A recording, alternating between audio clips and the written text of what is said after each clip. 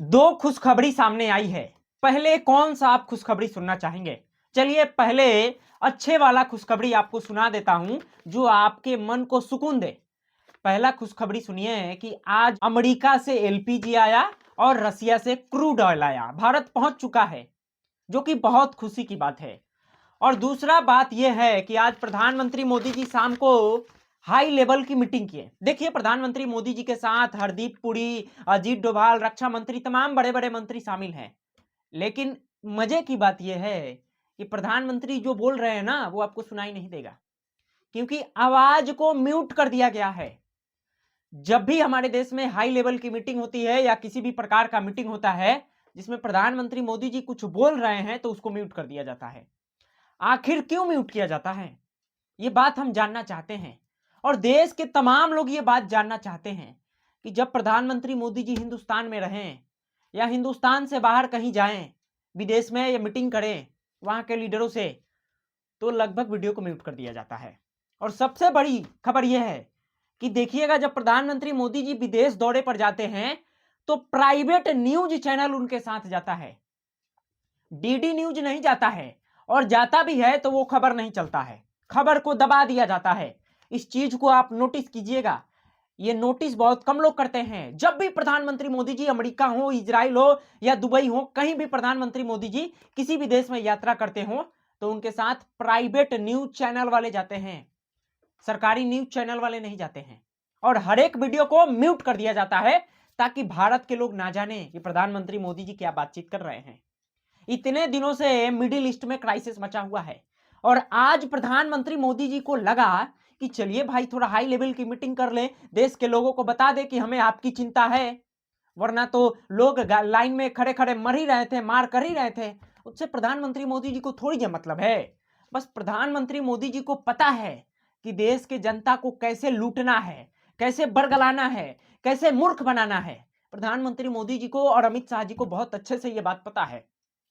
ये बात मैं इसलिए बोल रहा हूं ना क्योंकि हमारे देश में बहुत सारे अंधभक्त हैं जो बोल रहे हैं इस वक्त कि अगर गैस 5,000 रुपये में भी मिलेगा तो मैं खरीदूंगा, डीजल और पेट्रोल 10,000 भी हो जाए तो मैं खरीदूंगा। वो अंधभक्त हैं मित्रों, उनको अंधभक्त बोला जाता है। आज देश के तमाम लोग परेशानियों से जूझ रहे हैं। मैं अपने गैस का बुकिंग कर रहा था तो ये बोला जा रहा है कि गैस है ही नहीं, कुछ दिन बाद आप प्रयास कीजिए, पैसेंस रखिए, इस तरह का बात बोला जा रहा है। मैं जो जब गैस का ऑर्डर कर रहा हूं, मैसेज आपको दिखा दे रहा हूं, देख लीजिए, वरना बोलिएगा कि झूठा मैसेज है। ये सब है, देख लीजिए आप। अब देश के लोग बोलेंगे कि ये तो एडिट भी हो सकता है, तो मैं इंस्टाग्राम पे स्टोरी लगा दूंगा, आप जाके मेरा स्टोरी देख लीजिएगा। हाँ, इंस्टाग्राम पेज में आपको बता देता हूँ, दी ओरिजिनल भारत के मेरा नाम से अबाउट में जाइएगा, चैनल के मिल जाएगा। लेकिन देश के आज तमाम लोग ये बात पूछ रहे हैं कि एलपीजी आ रहा है, क्रूड ऑयल आ रहा है, तो एलपीजी लोगों को मिल क्यों नहीं रहा है, लंबे लंबे लाइनें क्यों लग रही है। सबसे बड़ा सवाल है मित्रों, देश के आज तमाम लोग ये बात बोल रहे हैं कि ये जो भारत में संकट आया है ना, गैस का संकट हो या पेट्रोल का संकट हो, ये संकट लाई गई है। आप याद कीजिए राज्यसभा में किस तरह से संजय सिंह बोले कि ईरान को क्या जरूरत थी आंख में आंख दिखाकर बात करने को। आप सब भूलिए मत, प्रधानमंत्री मोदी जी जैसे इजराइल दौरे से आते हैं भारत, तैसे इजराइल ईरान पे हमला कर देता है और खामनेई को मौत के घाट उतार देता है। खामनेई वहां के एक लीडर थे और भारत का बहुत अच्छा संबंध था ईरान से। प्रधानमंत्री मोदी जी को दुख व्यतीत करना चाहिए, लेकिन प्रधानमंत्री मोदी जी चुप। चलिए खामनेई एक मुस्लिम लीडर थे तो प्रधानमंत्री मोदी जी कुछ नहीं बोले तो कोई बात नहीं, लेकिन जब ईरान का नेवी भारत में आकर युद्ध अभ्यास का तैयारी कर रहे थे, भारत के बुलावे पर ईरान के लोग आए थे, और जब जा रहे थे तो अमेरिका की पनडुब्बी ने उन्हें श्रीलंका में मार दिया। प्रधानमंत्री मोदी जी यहां भी चुप। तो ईरान को पूरे तरीके से पता चल गया था कि भारत किसके फेवर में है, यानी भारत की जो सरकार है, मौजूदा सरकार, वो ईरान के फेवर में नहीं है, वो फेवर में है इजराइल के और अमेरिका के। तो ईरान क्या करता है, ईरान जहां से भारत का 60% सामान आता है यानी गुजरता है स्टेट ऑफ हार्मुज से, उसको ईरान ने बंद कर दिया भारत के लिए।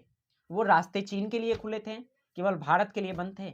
अमेरिका के लिए बंद थे। और हाँ, ट्रंप ने यह बात बोला है कि ईरान यदि स्टेट ऑफ हार्मोज का रास्ता नहीं खोलता है तो हम मिलकर हमला करेंगे। और ट्रंप ये भी ऐलान किए हैं विश्व भर के लोगों से कि आप लोग अपनी अपनी पनडुब्बी लेकर आइए और स्टेट ऑफ हार्मोज को कैसे भी खुलवाइए। यदि ईरान नहीं खोल रहा है तो हमला कीजिए ईरान पे।